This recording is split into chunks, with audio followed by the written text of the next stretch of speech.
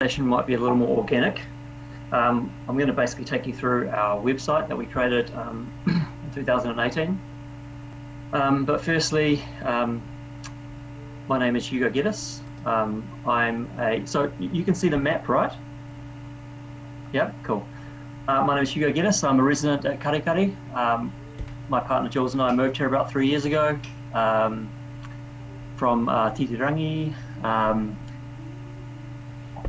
Karekare Landcare Group is not just one project, but it's a collection of smaller landscape projects and groups, the main purpose of which is to supply resources and advice to landowners that are interested in undertaking conservation activity on their properties and also in the surrounding park.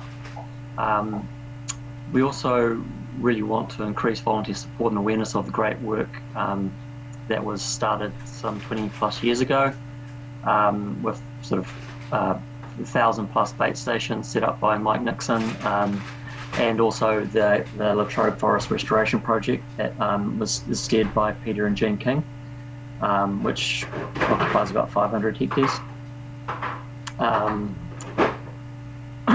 Where our project takes place. So basically, what you see here on screen is the aspirational project area. It's 2,500 hectares of catchment that feed both the Karekare catchment and also the Parataha. So it follows along Piha Road and then along Hui Ridge Track, which is the boundary of the larger catchment, and then it cuts down and sort of comes along the boundary of where the Wharapu group is working. We share the next screen to give you an idea of what we do in terms of the project. We focus predominantly on pest animals and plants. The former probably more so at this stage. We've got, as I said, we've got 1,000+ bait stations just within the southern area, and you can see up here in the north, this is the Peter King's network of traps and bait stations, which have been going since sort of around 2000, year 2000. The group also is involved in other work as well. We've got an SOP which covers a range of activities, including restoration planting, species management, beach cleanups, stream health and water care protection, and these are all things that we'd like to do more of in the future. But as I said, at the moment we're predominantly sort of focused on pest animals at the moment. So the successes and challenges to date, basically, I think our successes would be consecutive years of funding from RENA, the creation of a draft SOP, implementation and uptake of TRAP NZ, which is what you just saw there, drafting of a new constitution, and we were sort of all lined up to actually get that constitution and structure implemented, but then COVID came along. But we hope to get back onto that as soon as this sort of dies down, and of course the continued servicing of the baitline network and weeding working bees. I'd have to say that when I first arrived here, I thought it'd be a really great idea to set up a website to increase awareness of the great work that's happened here, really to celebrate it, and it was really an experiment to see what a website can do for a project.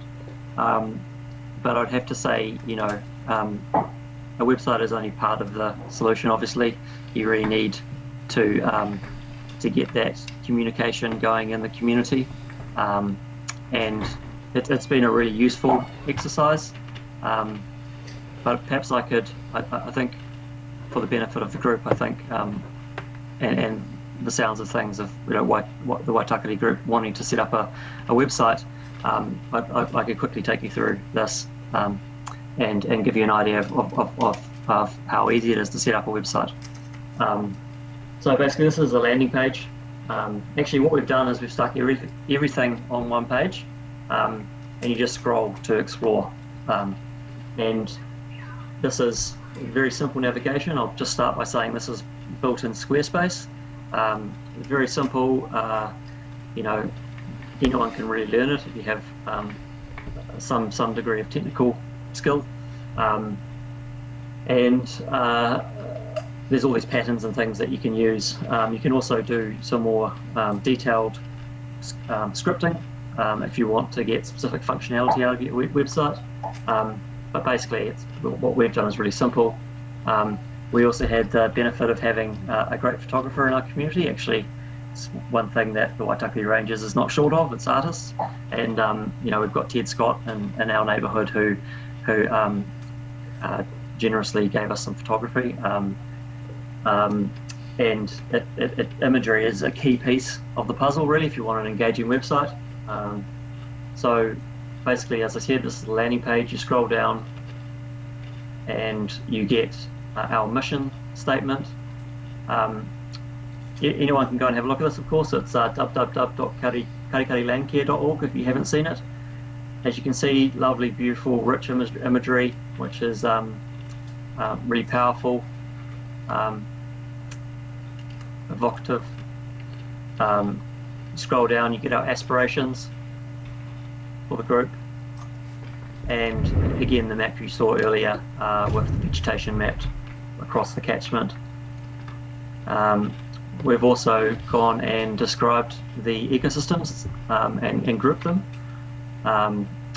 because it's really important to understand your landscape, particularly when you're doing pest animal control, because they require different levels and different types of management. So again, lots of beautiful imagery, simple descriptions of what you might find here.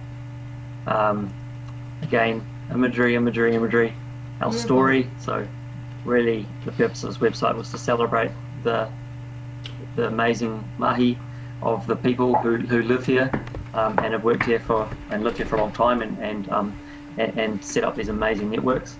So we have obviously Peter King's the Trove Forest Mainland Island Project, Malone Cody Restoration Group, Caroline Grove at the helm there, and Mike Nixon prior to that. And in 2018 we set up this umbrella group, Karekare Landcare.org. We've also got an opportunity for people to get in touch and to offer their services should they want to get involved in the group, and even just to control and do their part on their own property. Coming back to that last question, I think the challenges, if I was to go back 2 years ago, I think one of the key things is that people were really willing to get behind a project, but are less willing to be involved in a structured group. That a lot of people don't want to attend meetings. They're not interested in doing that. All they want to do is get on and look after their property, or and contribute to a project. So I think going forward we might look at sort of rebranding the website somewhat to be more sort of project orientated as opposed to having that group focus. But in saying that, I think I think it's really, we'd still need the Karekare Landcare structure and legal entity to support such an organisation. So it hasn't been a complete road, we haven't gone in the wrong direction completely, but it's really it's been a really great learning experience. So that's it, really. We need to press on, and I just wondered if we could quickly skip to some questions. Yep, sure. And I will definitely be in touch with you about your website, by the way. Megan is asking, how do you manage bait lines in the community? Do you have much pushback or resistance? So we're basically it's pretty organic at the moment. It's something that we really need to improve. We, as I said, we were kind of about to have another hui to really try and organise ourselves a bit better, but it's all, everyone's just doing their part, and we don't really have huge amounts of visibility over that, but that's why Trap NZ's there. We really want to encourage people to use it a lot more than what they are. In terms of, what was there a question about pushback from the community? Yeah, it was, do you have resistance or pushback? Not as such, no. Everyone's pretty supportive of the measures we have in place. Although there has been some concern about Brodifacoum, and that is something that we're very acutely aware of and very keen to move away from. And we're eagerly sort of awaiting news from the biosecurity team on the potential for double tap to be used instead, which is cholecalciferol and difestanone. Doesn't have the bioaccumulation of other baits, of Brodifacoum particularly. Brodifacoum is probably the worst. So that's definitely something that we are looking at moving towards. Thank you, Hugo. We'll skip. What I'll do is I'll actually get some questions emailed across after the fact that we could answer that way, but we need to sort of move ahead to our next speaker. Thank you so much.